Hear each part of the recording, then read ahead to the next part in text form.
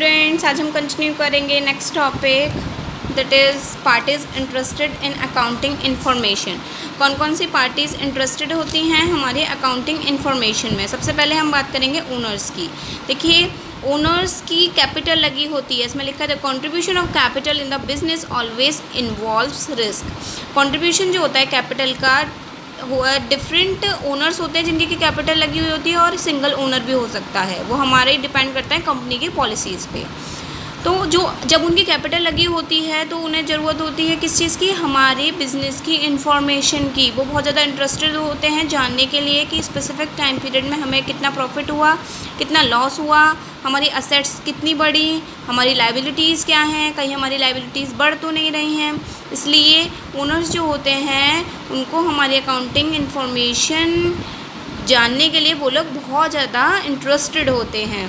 अब हम बात करेंगे इन्वेस्टर्स की। इन्वेस्टर्स कौन होते हैं? जो हमारी ऑर्गेनाइजेशन में, हमारे बिजनेस में अपने मनी को इन्वेस्ट करते हैं। Investment involves risk, therefore a person who wishes to become a partner in a firm और buy shares of a company और advances money to the firm is always interested in knowing how save the investment।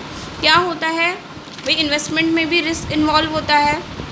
For example, हम किसी भी organisation के, किसी company के हम shares purchase करना चाहते हैं या हम किसी कंपनी के पार्टनर बनना चाहते हैं, तो हम क्या करेंगे भाई, हम उसकी नेटवर्थ देखेंगे।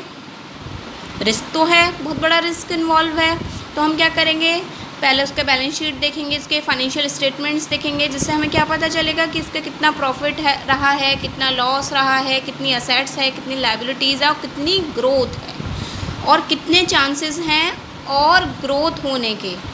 अगर हमें कोई पॉजिटिव प्रोस्पेक्ट दिखता है तभी हम उसमें इन्वेस्ट करते हैं। इसलिए इन्वेस्टर्स को भी हमारी अकाउंटिंग इन्फॉर्मेशन की बहुत ज़्यादा ज़रूरत होती है अपने डिसीजंस लेने में, इन्वेस्टमेंट रिगार्डिंग डिसीजन लेने में। अब हम बात करेंगे creditors.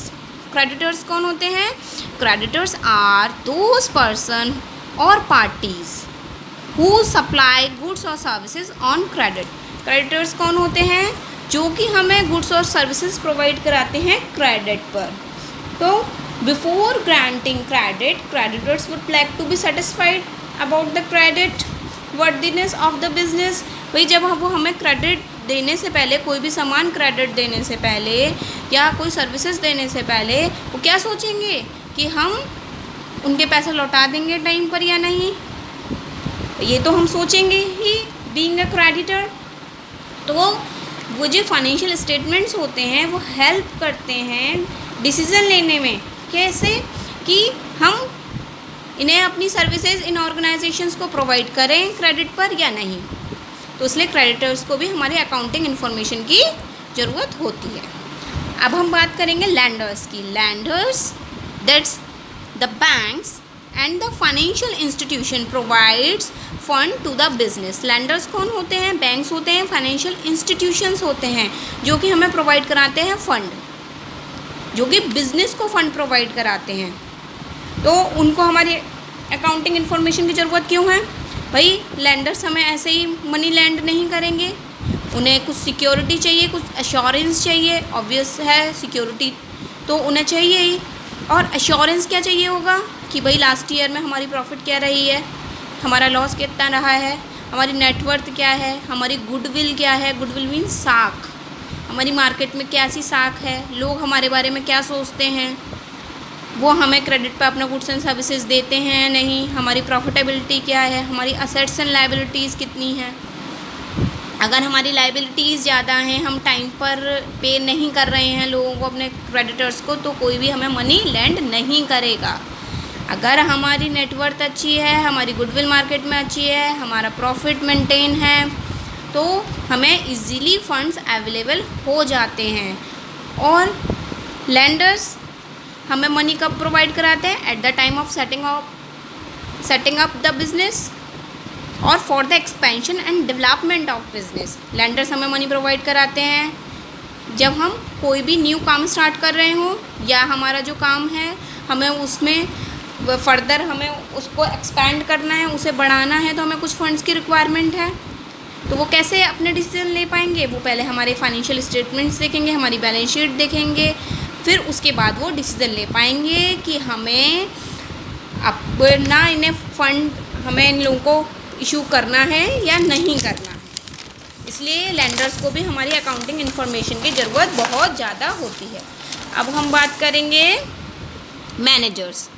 Managers have to take many decisions such as the determination of selling price. देखिए, अब यहाँ बात हुई मैनेजर्स को भी ज़रूरत होती है। क्यों ज़रूरत होती है? मैनेजर्स तो हमारी ऑर्गेनाइजेशन में होंगे, ये इंटरनल यूज़र्स होते हैं। इनको ज़रूरत होती है डिटर्मिनेशन ऑफ सेलिंग प्राइस, जिससे कि हम डिटर्मिन कर पाएँ अपने सेलिंग प्राइस को। ठीक है।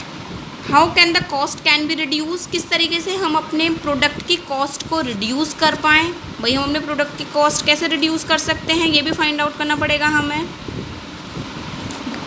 तभी तो हमारी डिमांड, अगर हमारे किसी भी प्रोडक्ट की डिमांड बहुत ज़्यादा है, ठीक है, और कॉस्ट भी इंक्रीज़ हो रही है, तो फ़र्क पड़ेगा।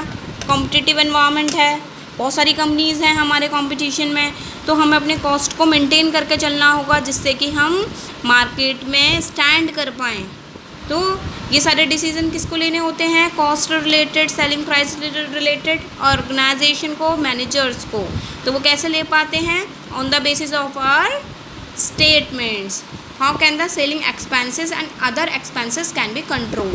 किस तरीके से हम अपने ऑर्गेनाइजेशन के अपने किसी भी स्पेसिफिक प्रोडक्ट पे होने वाले एक्सपेंसेस को कंट्रोल करें, जिससे कि हमारी प्रॉफिटेबिलिटी इंक्रीज़ हो, हम अपने प्रोडक्ट की अच्छी क्वालिटी मेंटेन कर पाएँ और हमारा सेलिंग प्राइस भी अफोर्डेबल हो, जिससे कि कस्टमर इजीली उसे खरीद पाए। अब हम बात करेंगे government. The government make uses of financial statement complying national accounts besides ascertaining the tax liability of the business, timely deposit of statutory and other dues।